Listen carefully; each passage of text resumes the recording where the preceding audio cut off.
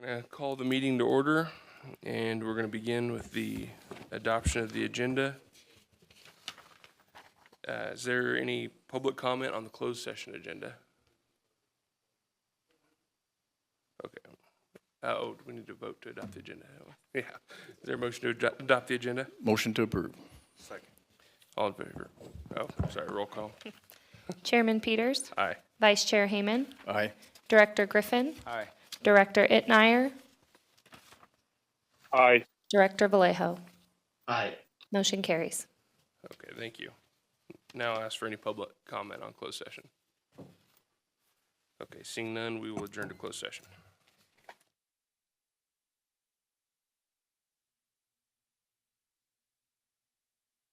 Session. Our evaluation of the traditional pumping. So we're going to begin with a report on closed session, and I'll turn to our counsel, Phil Hall. Thank you, Chair. The board met in closed session on the 3 items listed on the agenda, and there is no reportable action at this time. Okay, thank you. Next up, please rise for the Pledge of Allegiance. Salute. Pledge. I pledge allegiance to the flag of the United States of America and to the republic for which it stands, one nation, under God, indivisible, with liberty and justice for all. And last item is roll call. Chairman Peters, Here. Vice Chair Hayman, Present. Director Kaczynski, Director Itmeyer,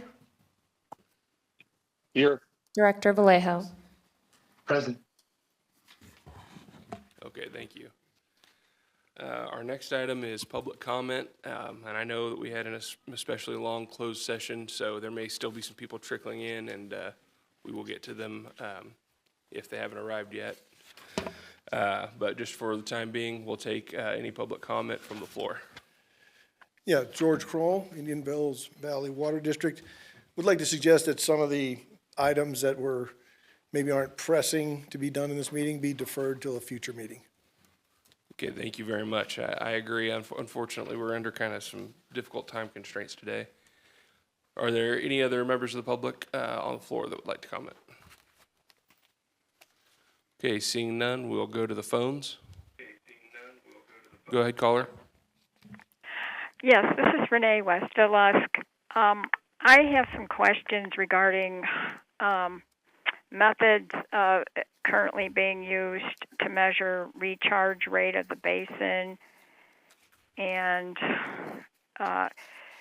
basically questions like that. And I was wondering if I could talk at another time, because you need to save time in today's meeting, with someone from Stetson Engineering, if they could call me or... Sure. Probably the best way to do it, I would think, would be maybe if you could submit those questions by email to April, and she could relay them to Stetson, and they could get back in touch with you about that if that works for you. That works for us. That would work. April, would you mind sharing your email address? Okay, great. Thank you. Okay, thank you. Thank you. Any other callers on the phones? Okay, not seeing any. I'm going to ask one more time if there's any members of the public present that would like to comment. Hello, good afternoon. My name is Pamela Smith. I am speaking on behalf of Sierra Sands Unified School District. I believe you all received a letter from Superintendent Moore. The district will be requesting a waiver of the replenishment fees currently being charged to our district, which currently run approximately $28,000 a month because of the fact that we're moving into Tier 2. This is a significant financial impact on the district and makes it difficult for us to do the services that we intend to provide for our staff and students. Additionally, we seek your advocacy in securing a special allocation for our district for any future adjudication lawsuit settlements. There are precedents for such allocations, and we believe that a similar arrangement would greatly assist us in managing our water costs more sustainably. Our school district is committed to responsible water usage and conservation efforts.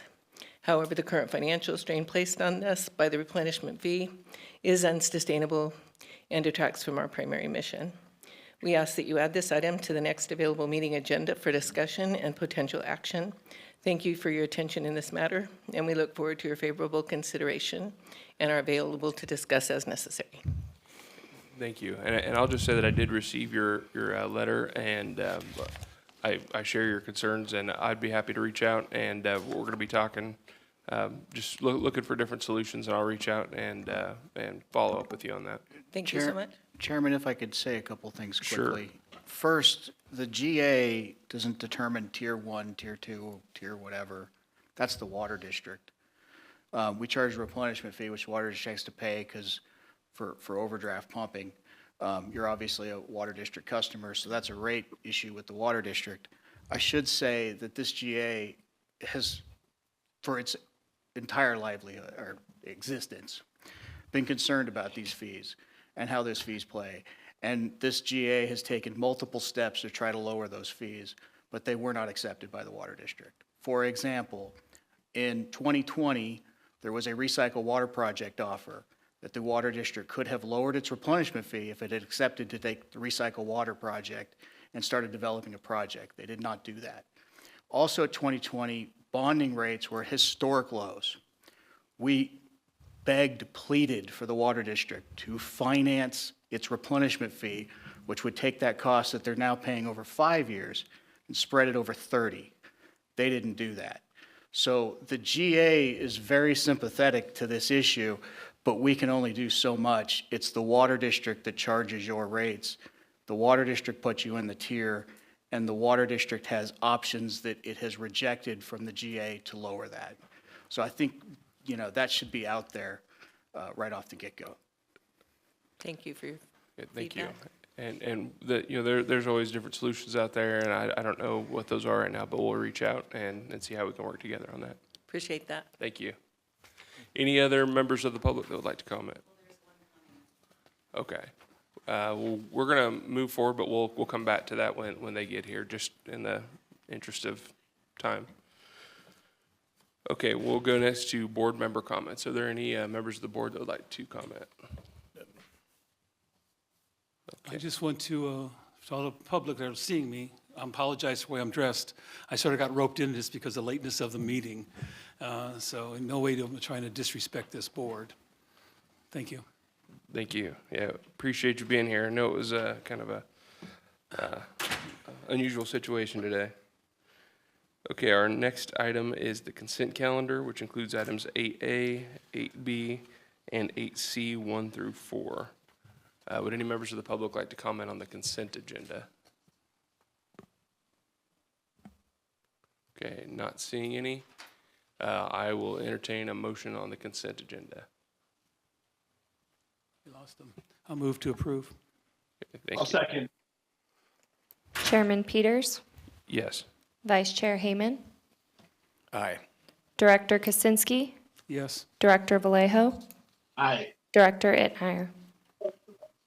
Aye. Okay, thank you.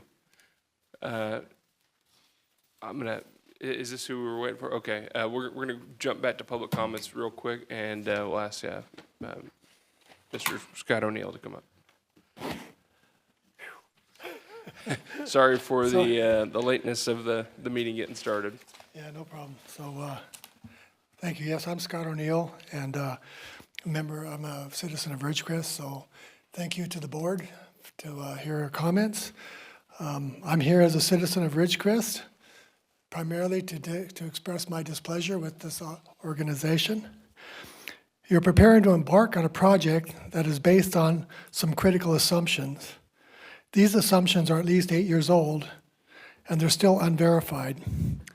The recent proclamation by the Indian Wells Valley Water District declared our recharge rate to be twice the size that you were assuming in the GSP, and that makes my point. After 8 years, you still do not know the main characteristics of our basin or its dynamics. This is unconscionable. It appears that the IWV Water District is doing your job. Now you want to embark on a path to build a $200 million pipeline that you have no water or no rights to actual water for you to put in the pipe. Furthermore, you have not included in your estimates the project's infrastructure or its cost to manage that water and to distribute it so it can be actually delivered to my faucet. Again, the IWV Water District has, and their estimates roughly, double the cost of your proposed project. Yet you are trying to convince me to trust that you have the best interest of our community in mind. Your actions seem disingenuous. You are planning to build a pipeline to nowhere. Just observing what's going on, I think the IWV Water District is acting in a responsible, forthright manner. They are trying to understand the characteristics of our basin and its hydrodynamics. They are investigating other ways to solve our water challenge, and they are trying to help us all understand the full cost of the pipeline that you're proposing to make it actually a usable project. What I see from the GA is obfuscation, obstinance, and secrecy. I am not one of your members has called me a saboteur. What I am is a citizen of this community, a taxpayer, and a water rate payer. And I expect and want to see the GA and the Water District working together to understand the truth and the best way forward for our community with regards to water. The IWV Water District has offered such. If the GA can't do that, then I think you should stand down and let the state take over. I have little trust at this point. Respectfully, Scott. Okay, thank you, Mr. O'Neill. And Chairman, there's a few points in that I want to refute just for the public's knowledge that we've been going through this process for a long time now, and we just recently received the Water District's report. I don't know where the data is coming from. I don't even know if their study is finished yet. it's not. So to say that that's the accurate information and to try and discredit the information that this board brings forward at every meeting from Stetson Engineers, Desert Research Institute, from many other very well-known, very well-respected entities, I think is disingenuous and doesn't share the full picture with the community out there. But Mr. Hall, would you like to add to that? I will, and I would very much like to. I know we have short time here, so I will be quick. First, let's be clear about one thing. The very first entity in this valley that identified that imported water was needed was the Water District. They did so in 1995, the DIND report that created the Indian Wells Valley Cooperative Groundwater Group that then cooperated to not import water. In 2007, they adopted a water enhancement project report that needed to import water. In 2012, they adopted the report again, saying it needed to import 10,000 acre-foot of water. Their current urban water management plan relies on imported water. They have done financing for their bonds, which rely on imported water. They voted for the GSP. On Monday night, I heard the board member for the Water District say he voted for the GSP, but he wasn't voting for an import project. He was voting for recycled, I guess, or a DWP project. Well, the DWP pipeline project in July of 2020, just months after he voted for the GSP, he's at a board meeting that you can watch online now, pretty much saying the DWP project was never going to happen. So the concept that this board focused on imported water and never looked at anything else is just bogus. This board looked at everything else. We've looked at every possible scenario. Anytime somebody will bring stuff to us, be it Clear Lake, which has already been looked at and rejected, or excuse me, Little Lake, looked at, rejected, didn't work. Be it Brackish Water.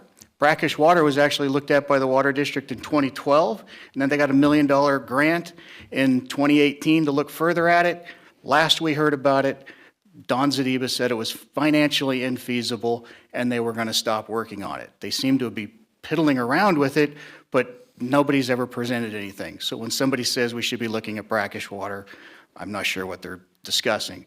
People have said we should look at recycled water. We have looked at recycled water. There's a project, there's an item today which lists recycled water, shows costs for recycled water, show that they're quite exorbitant. They also don't answer the problem because it is not a long-term solution.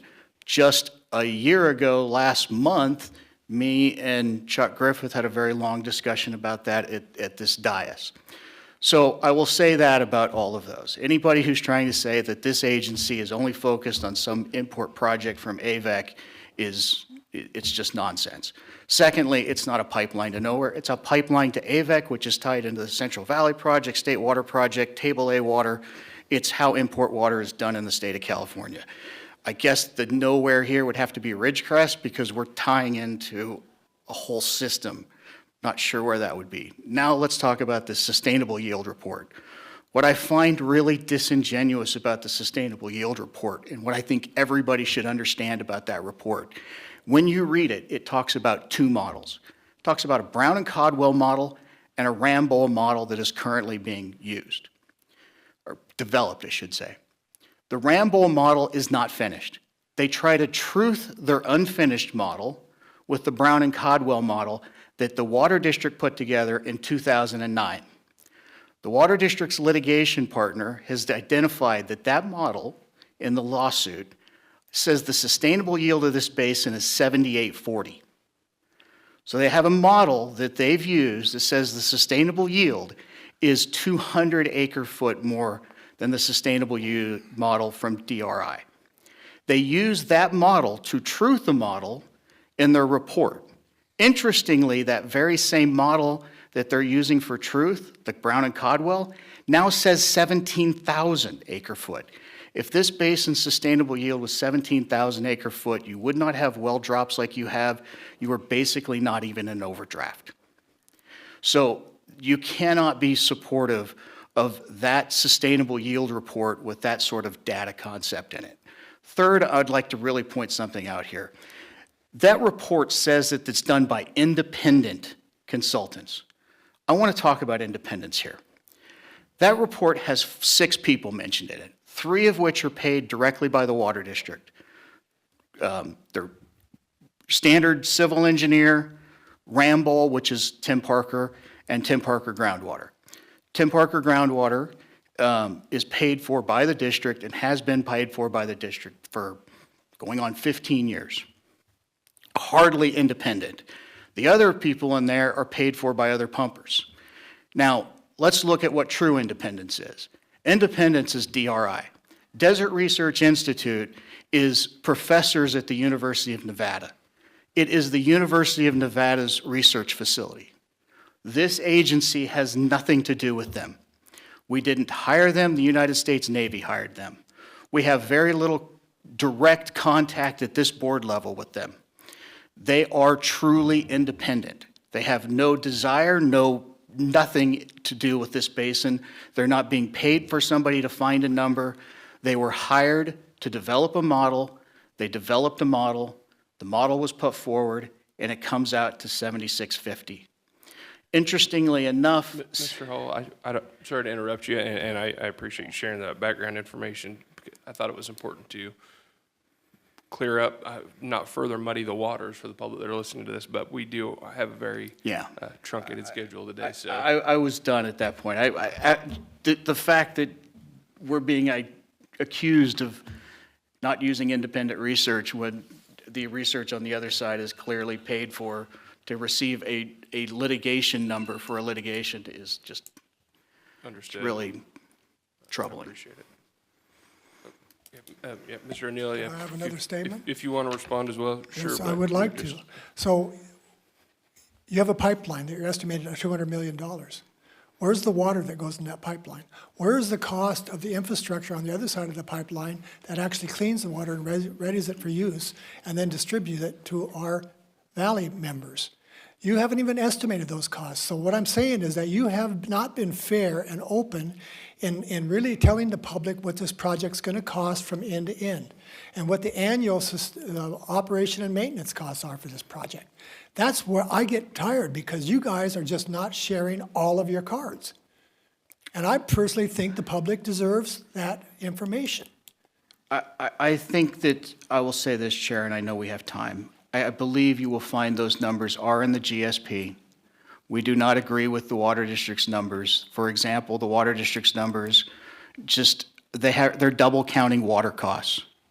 You asked about purchasing water. I can purchase water today and have a deal in place, but have not done so because there are potentially other ways of getting it cheaper, whether that be having us just as a member of AVEC.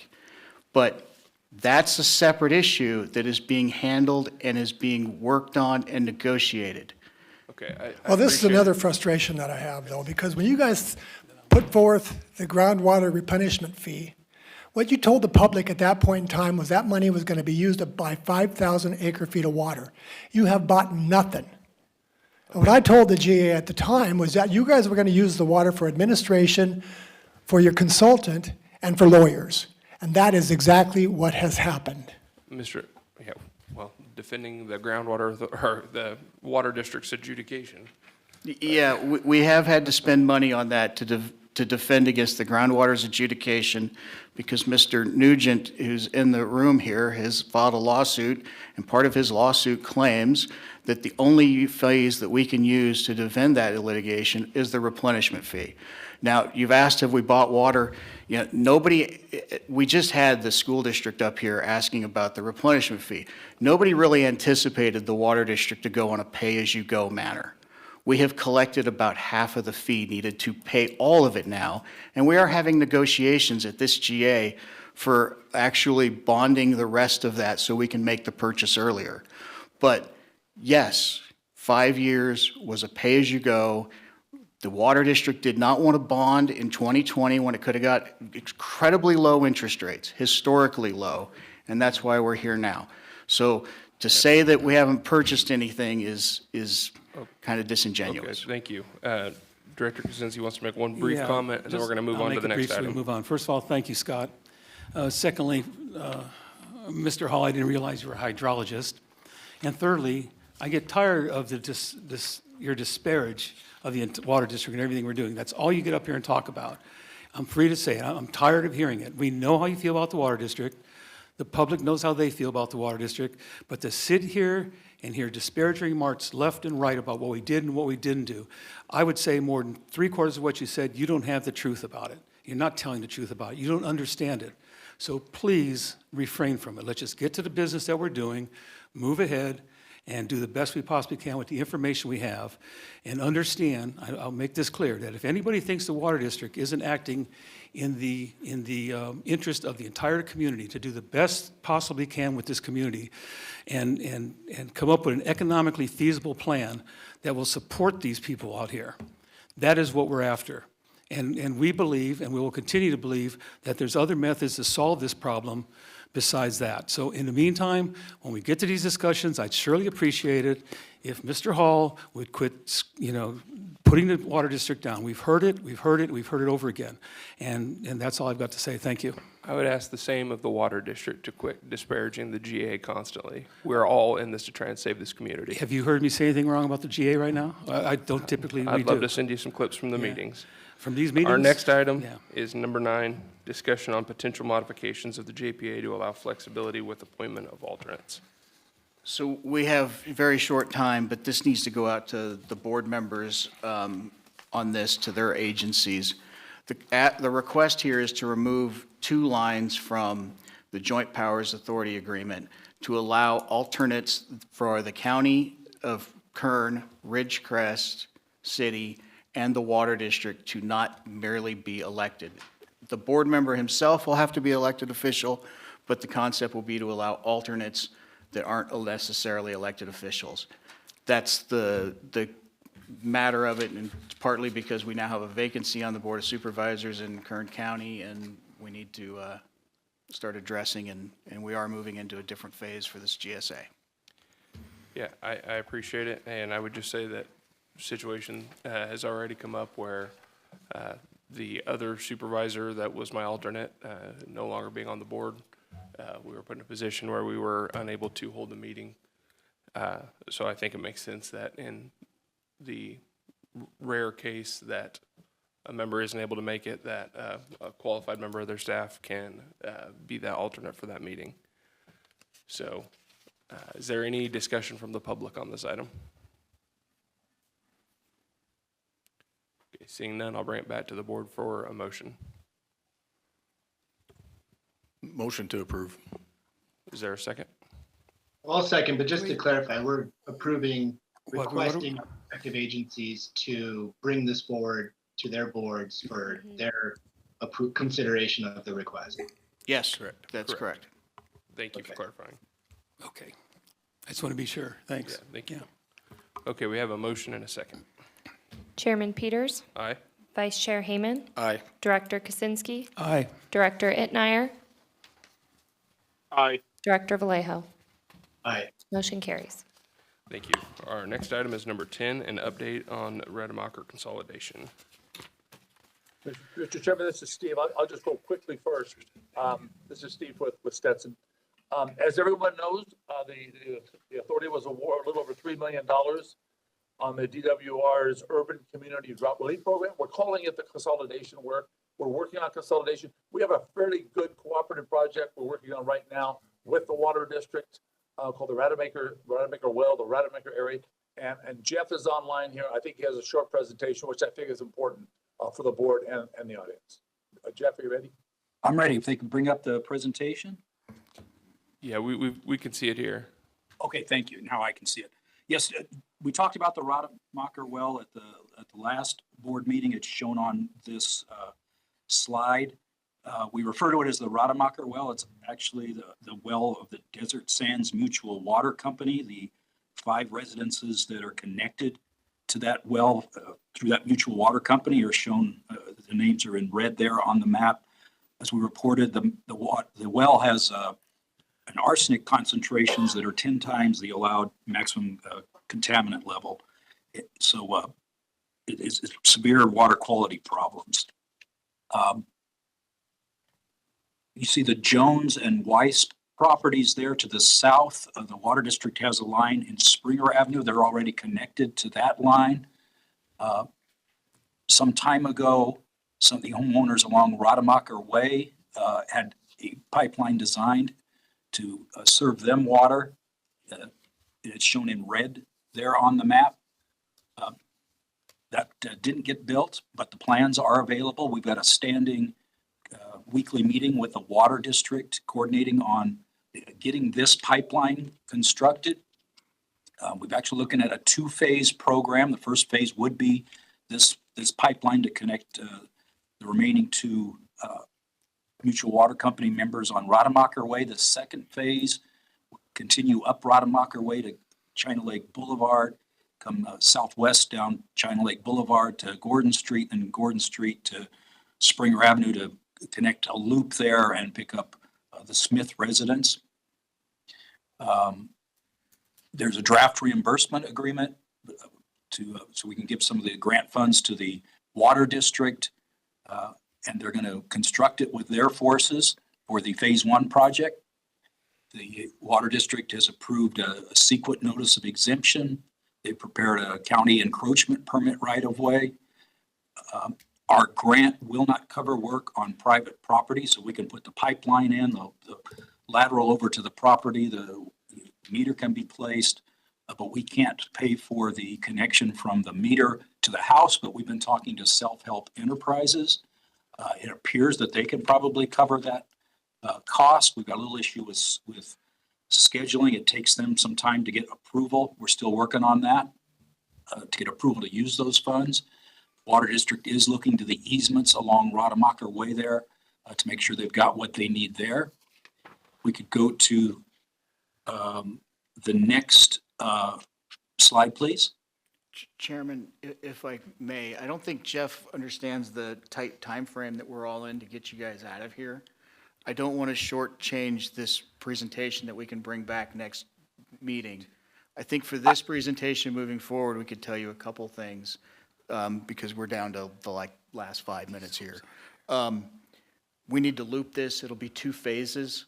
We don't want to do the second phase until December when water usage is down because the Water District is concerned about tapping into one of its lines.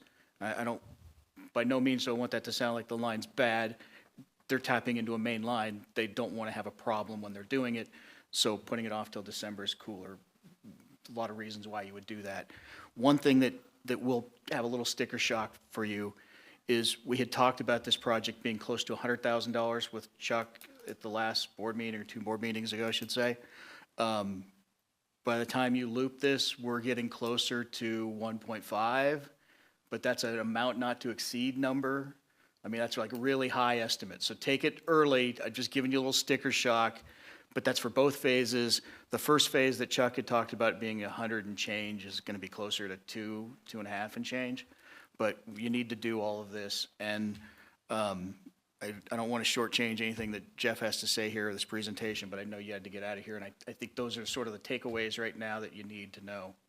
Yeah, I appreciate that. Does that, is there anything you need to add to that, Jeff? No, that's all I was going to report on. Thank you. I think we're good. We'll come back. Okay, thank you. Any questions from the board on that? No. Any members of the public that would like to comment on that? Okay, seeing none, we'll move to item number 11, and that's the recycled water presentation. So I think we can just cut this one in half. I will say this, there's a staff report in that everybody can read. It is essentially a duplicate of a staff report from last year when you heard me say, me and Chuck had a discussion in this room before about recycled water.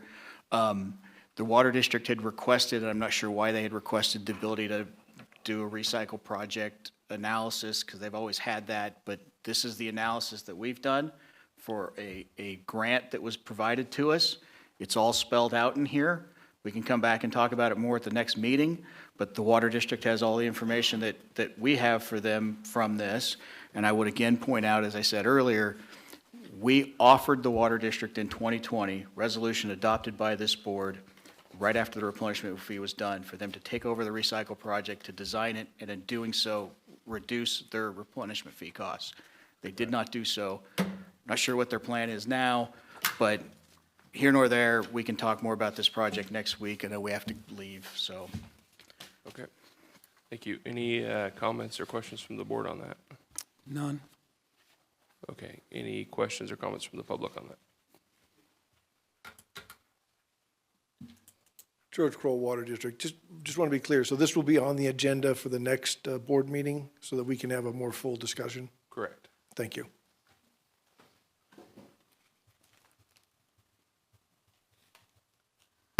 Hi there, Scott Miller. Couple of things. On YouTube, comments are cut off, volume's really low. Using the words them and they is not helpful to the public. I have written down all the acronyms you guys used today. I thought about making a complete story using acronyms.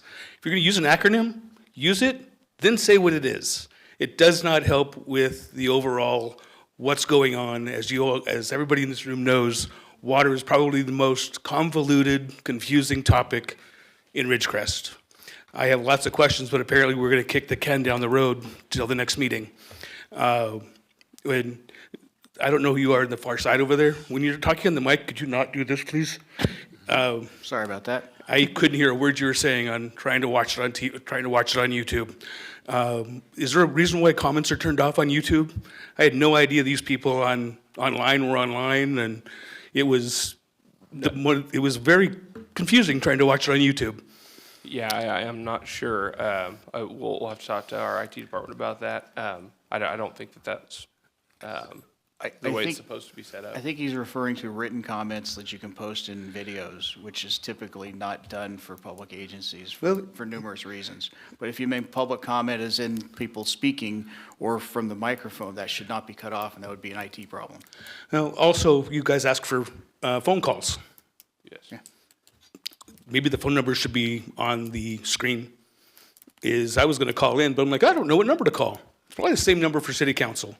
But there should be a phone number. If you're going to ask for phone calls, make it available. Okay, yeah, it is listed on the agenda. Is it on YouTube? I don't know. I'm not Because sure. if I'm on YouTube, I'm not looking at the agenda, am I? I'm not trying to be a smart aleck. I'm trying to be a regular member of the Well, public. I mean, if you're commenting, I wouldn't think you'd know you're commenting about on the agenda, so it would be on there. I'm actually commenting about what's happening in this meeting is what I'm commenting on. Yeah, no, I understand, and you're absolutely right as well about the acronyms and all that. That is an oversight sometimes, and we'll try and be better about that. Apologize. I'm not sure I like the word try, but okay, thank you. Okay. Any other comment on this item? Okay, seeing none. I think that we are going to take the water resource manager and the general manager's report at the next meeting. Is that correct? If that's your prerogative, we can move them then. Does that work for good you, here. Steve and Carol? Yeah, it works for me. There is a report in writing, so if there are any questions for the board members, just let me know. Understood, Yeah. thank you. Fine with me, Mr. Chairman. There's reports in the packet. Okay, thank you. Any other final comments from the board? Nope. Okay, seeing none, we will adjourn to our next meeting, which is October 9th, 2024.